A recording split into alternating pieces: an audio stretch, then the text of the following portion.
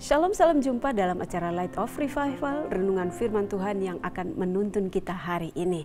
Mari kita bersama-sama membaca dari kitab Yesaya pasal 39 ayatnya yang kedua.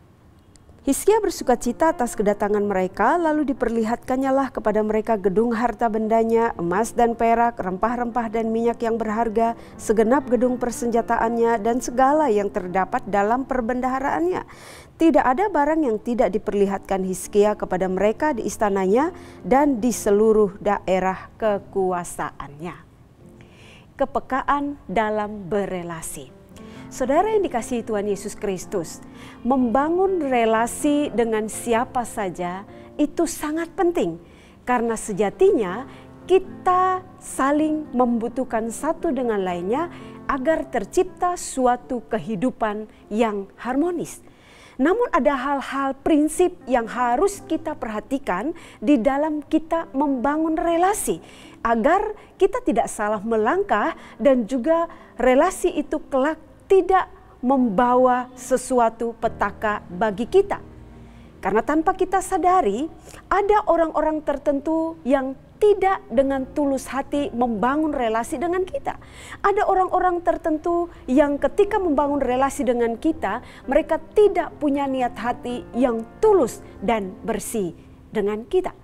Apalagi ketika mereka tahu kita memiliki hal-hal tertentu atau sesuatu yang tidak mereka miliki.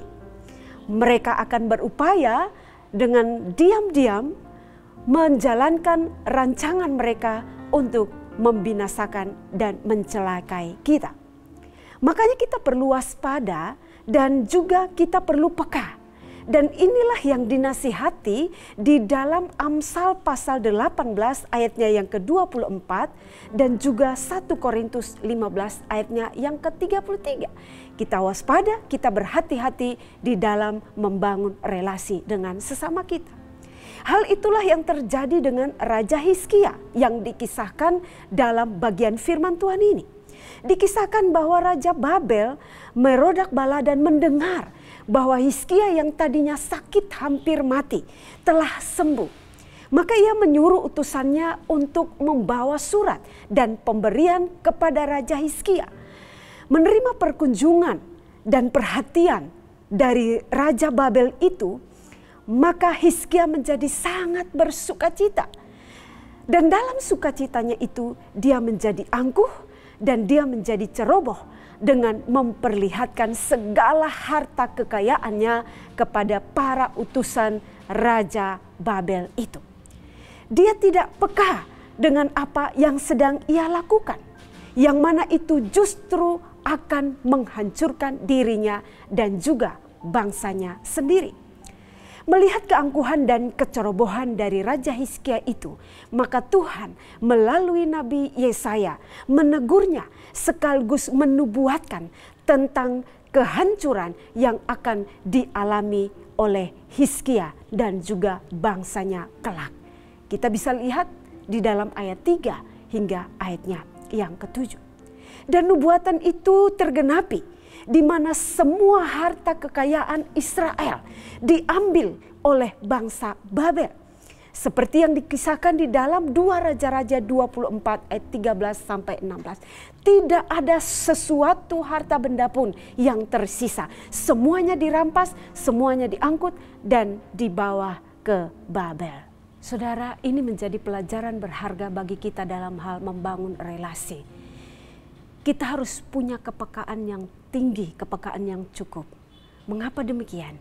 Karena di antara mereka yang membangun relasi dengan kita, ada yang sebenarnya musuh yang sedang berpura-pura menjadi teman, menjadi sahabat kita.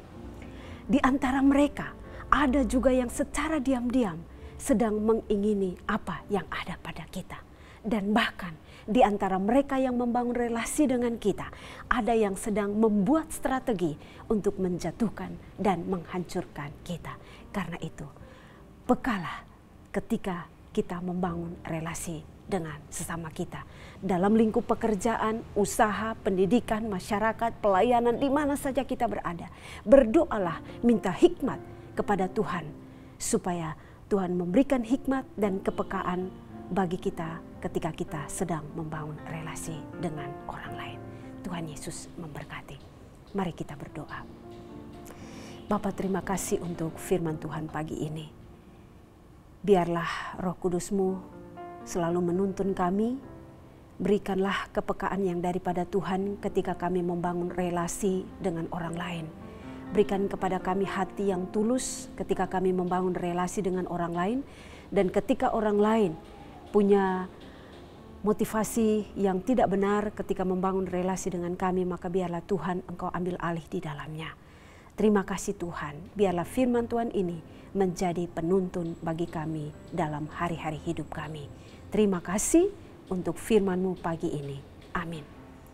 Jemaat Tuhan, teruslah jadikan firman Tuhan sebagai pelita dan terang bagi jalan hidup kita. Shalom.